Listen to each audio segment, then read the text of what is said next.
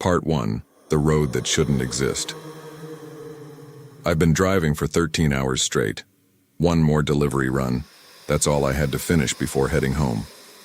My GPS showed the usual interstate route across the Midwest, but halfway through, the voice glitched. Rerouting, taking faster route through County Road 47. I frowned. County Road 47? Never heard of it. The line on the map was faint gray, like an old trail someone forgot to delete, but I was tired, hungry, and running out of gas, so I followed. The asphalt turned rough, cracked like dried skin. Cornfields stretched on both sides, lifeless, gray even under moonlight. I hadn't seen another car for over an hour when I noticed a faint neon flicker ahead. It was a diner, a small one, maybe 8 stools, a couple of booths.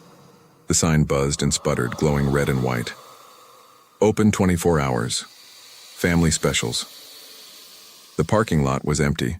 The air smelled like burnt sugar and something else. Gasoline, maybe. My stomach growled anyway, so I killed the engine and stepped out. Part 2. The diner at the edge of time. The bell above the door chimed as I pushed it open. The sound was off. It didn't echo right. Inside, it looked like something from the 70s. Linoleum floors, chrome bar, stools, red vinyl booths. A jukebox hummed quietly, playing Blue Moon. 3 customers sat in the corner eating pancakes. None of them looked up. Behind the counter, a waitress smiled at me. Her teeth were too white, too even. Her name tag read, Lucy. "Evenin', honey," she said in a syrupy drawl. "You look tired. Coffee?" "Yeah, please," I said, taking a seat. She turned to grab a mug, and when she faced me again, her name tag said, Linda. I blinked. Maybe I was just exhausted. "You traveling through?" she asked, pouring my coffee. "Yeah, delivery driver headed east." Her eyes lingered on me a moment too long. "You should be careful out there. Roads like these, they don't always lead back." I forced a laugh. "Right. You got any food still?" "Always," she said, that smile never fading. "Cook'll whip something up. What's your name, sweetie?" "Evan." She nodded, writing it down slowly, her hand trembling. Part 3. The Loop. I sipped the coffee.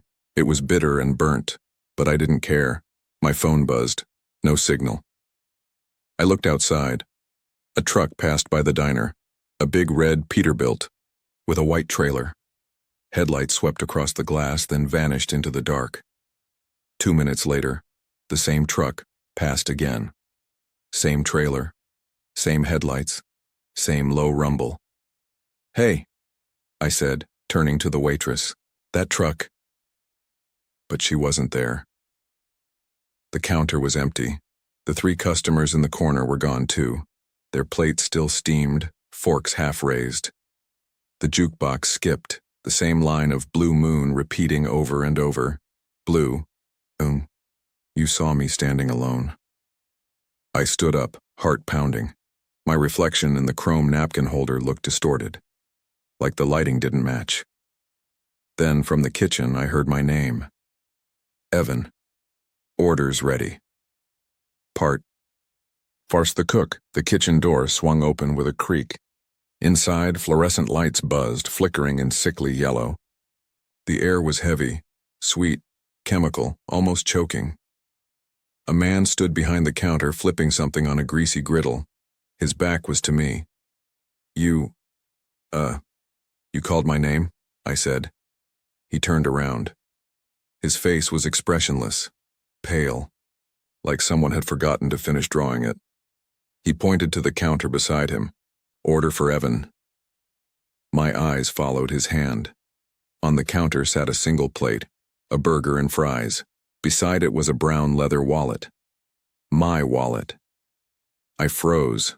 I hadn't taken it out. "How'd you get that?" I asked, voice shaking. Cook tilted his head. "You left it here last time." "What do you mean, last time?" He didn't answer. Just kept flipping the burger, humming Blue Moon under his breath. Part 5. The Forever Diner.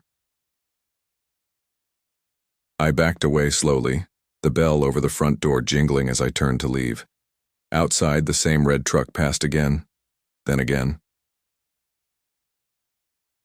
Each time the same sound, the same headlights looping like film stuck on repeat. I sprinted to my car, fumbling the keys.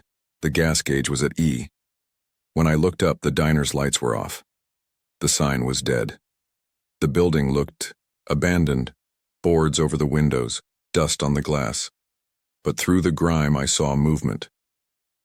Inside at the counter, someone sat in my seat. He looked like me. Same jacket, same delivery cap. He smiled through the glass. Then the diner's sign flickered back to life. Open 24 hours, family specials, and I realized the truth too late. I was never just passing through. I had always been here. Outro for YouTube narration. They say there's a diner out in the Midwest that only appears after midnight. The coffee's always hot, the waitress always smiles, and the same truck always drives by. But if you ever stop there, check the lie counter before you leave. If you see your wallet, run, because you've already